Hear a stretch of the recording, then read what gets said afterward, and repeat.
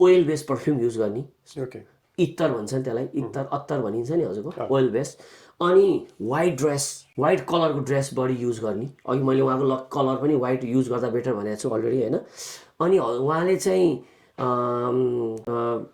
सरसफाइमा ध्यान दिनु पऱ्यो क्या। Okay I mean grooming, dress up, well dress up. So grooming भन्नाले चाहिँ आफूलाई सेल्फ ग्रुम मात्रै हो कि आफू जहाँ बसिन्छ त्यहाँ पनि हो कि सबै चिज? एभ्रिवेयर सरसफाइमा बसेर ड्रेस सब पनि राम्रो टक्क परेर हिँड्यो भने नम्बर 6 एक्टिभेट हुने हो। अनि त्यो एनर्जी उहाँ मिसिङ छ भने त्यो उहाँले गर्नुहुन्न।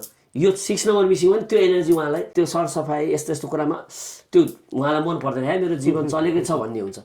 जस्तै हुन्छ नि हजुरको कोही मान्छेहरू कस्तो चिट्ट परेर हिँड्छ नि, उहाँको 6 नम्बर तर अलिकति पोजिटिभ चेन्जेस ल्याउनु छ भनेदेखि यति गर्दाखेरि हुन्छ भनेदेखि वाइ नट? हजुर। अनि गाईको घिउ अनि हजुरको योगर्टहरू बेसी खानु पर्यो कि खानपिनमा पनि एनर्जी मिल्छ। कि लाएर कि खाएर कि मन्त्र च्यान्टिङ भनेको छु नि हजुरको पहिला पनि प्रिभियस उसमा तीनटा चिज भन्दाखेरि चाहिँ डेरी प्रडक्टहरू, डेरी प्रडक्टमा चाहिँ गाई स्पेसली। त्यही भएर कि काउको सेवा भनिन्छ नि, गाईको सेवा गर्नु भन्छ नि हजुरको धर्महरूमा। उहाँले चाहिँ बेसी स्पेसली उहाँले चाहिँ काउको सेवा गर्नलाई चाहिँ म उहाँलाई चाहिँ अनुरोध, मतलब कहीँ काउ छ भने उसलाई मिल्यो भने हजुर गाईलाई चाहिँ हरियो सागपातहरू के हुन्छ होइन, ग्रिन भेजिटेबल्स गाईलाई दियो अरे। त्यो किन भनेको भन्दा 6 नम्बरको गाईमा 6 को एनर्जी हुन्छ।